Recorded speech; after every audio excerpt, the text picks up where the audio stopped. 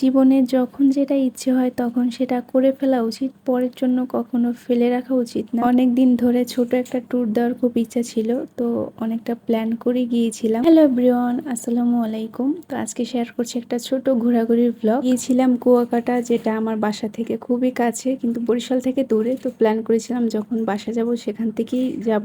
এই ট্যুর দেওয়ার সময় মনে হচ্ছিল কালকেই আমার জন্য ঈদ। তো আমি রাত 12টার দিকে গাছ থেকে মেহেদি পেড়ে বেটে তারপর মেহেদি হাতে লাগিয়েছি। প্রায় 3টে বেজে গিয়েছিল। এরপর সারা রাত আমি মেহেদি রেখে দিয়েছিলাম। এরপর সকালবেলা ডান হাতে দিয়েছিলাম, তো বেশিক্ষণ রাখতে পারিনি। এটা আমি আসলে মেহেদি পড়তে পারি না, তাই এভাবেই দিয়েছি। এইদিকে আমার মা সকাল সকাল উঠে আমাদের জন্য অনেক কিছু রান্না করে দিয়েছে। আমি বলেছিলাম যেহেতু বাসার কাছেই, তো একদিনের খাবার আমি নিয়ে যাব, আর এখানে খাবার খরচ অনেক বেশি, এই কারণেই মূলত নেওয়া। দেখেন কত বুদ্ধি, আমি ডিম সেদ্ধ করে নিয়েছিলাম। আসলে কেতলিটা আমার বরিশালে ছিল, নইলে আমি ওটাও নিয়ে যেতাম। এরপর বিসমিল্লা বলে রওনা দিয়ে দিলাম, আর যেতে প্রায় 2 ঘন্টার মতো লাগে। আর এই দেখেন আমি কাকে সঙ্গে করে নিয়ে এসেছি। এনাকে নিয়ে আমি পুরো দুনিয়া ঘুরতেছি। আর এই পাখিটা আমার খুবই শখের, আরও হচ্ছে টিম করা, অনেক ছোটবেলা থেকে ওরে পালতেছি। এর আগের বার আমি উত্তরাঞ্চল ঢাকা এইসব জায়গা আমি ওকে ঘুরিয়ে এনেছিলাম। এবার আমি ওকে সমুদ্র দেখতে নিয়ে এসেছি। তো আসার পরেই আমি চটপট সমুদ্রের পাড়ে চলে এসেছি। তো ভেবেছিলাম গোসল করব, কিন্তু সেটা আর হয়ে ওঠেনি। তখন পানির অবস্থাও ভালো ছিল না, এই কারণে আসলে আর সাগর পাড়ে নামি নেই। আর এই সমুদ্রের পাড়ে অনেক ছোট ছোট জেলি মাছ ছিল, মূলত এই কারণে পানিটা আরো নোংরা লাগতেছিল। আমি এখানে দাঁড়িয়ে টুকটাক ছবি ভিডিও করেছি আমার মেহেদির। আমি যে মেহেদি দিয়ে এসেছি, আসলে আমি তো আসলে তেমন মেহেদি দিতে পারি না। যাই হোক, তো এরপর অনেক রোদ ছিল, যার কারণে বেশিক্ষণ এখানে থাকিনি। ভেবেছি বিকালবেলা আসব, কিন্তু বিকালবেলা আসতে আসতে প্রায় সন্ধ্যা হয়ে গেছে। তো টুকটাক ছবি তুলেছিলাম, আর এনাকেও নিয়ে এসেছিলাম সঙ্গে করে। এবার ভেবেই এসেছি কুয়াকাটার আশেপাশে যেসব ঘোরার জায়গা আছে সবগুলো জায়গায় ঘুরবো। তো আজকে আর যেতে পারিনি, যেহেতু সন্ধ্যা হয়ে গিয়েছে। খুব মন খারাপ হচ্ছিল। যাই হোক, কালকে আমি সব জায়গা ঘুরে দেখাবো। তো আজকে একটা অফ হোয়াইট কালার শাড়ি পরেছিলাম। তো সমুদ্রের পাড়ে এই হালকা কালারের শাড়িগুলো পরলে না ছবিগুলো খুব সুন্দর আসে। এরপর গিয়েছিলাম মাছ বাজারে মাছের ফ্রাই খাওয়ার জন্য। এখানে মাছের দাম মোটামুটি বেশিই ছিল। তো একটা কাঁকড়া নিয়েছি, আর এখানে মাছের ফ্রাই না তেমন একটা মজা না। তো এই কাঁকড়াটা ফ্রাই করে দিয়েছে, এটা একদমই ভালো লাগেনি আমার কাছে, আর অনেক ঝাল ছিল। এর থেকে বাসায় ফ্রাই করলে অনেক মজা হয়।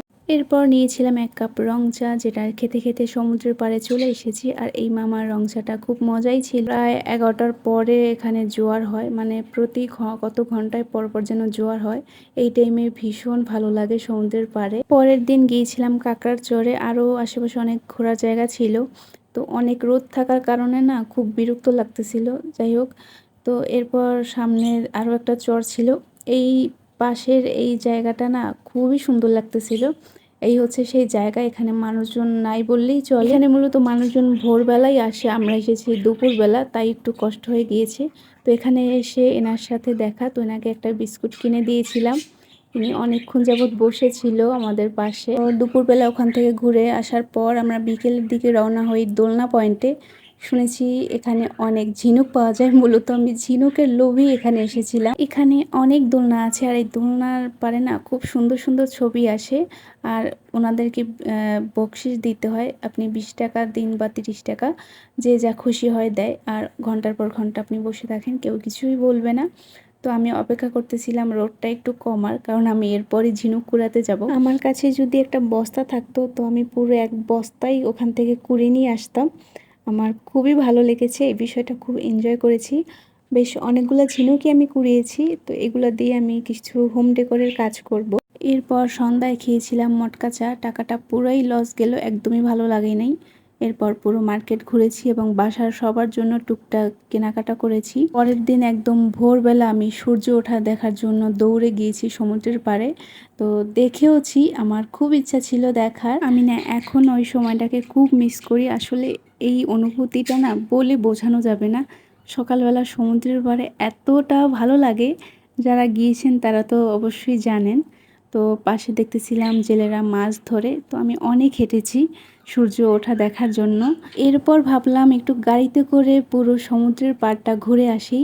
বিশ্বাস করবেন কিনা জানি না, গাড়িতে করে সমুদ্রের পাড়ে ঘোরার যে মজা, এটা আরও বেশি ভালো লাগতেছিল। তো কাছ থেকে এত আরামে সমুদ্র দেখার মজাই আলাদা। তো যাই হোক, এরপর নাস্তা করেছি, আবার সমুদ্রের পাড়ে গিয়েছিলাম। তো এখন আর ভালো লাগতেছিল না ভোরবেলার মতো।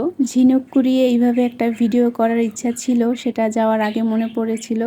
তখন আমি দৌড়ে গিয়ে আবারও সমুদ্রের পাড়ে গিয়ে এই ছোট্ট ভিডিওটা করেছি। তখন জোয়ার ছাড়তেছিল প্রায় 12টার সময়, আর এনাকেও সঙ্গে করে নিয়েছিলাম। এনার ছবি ভিডিও কিছুই ওই দিন ভালো আসে নাই, আর এনার ছোট ছোট ভিডিও ক্লিপ আর ছবি তুলেছি।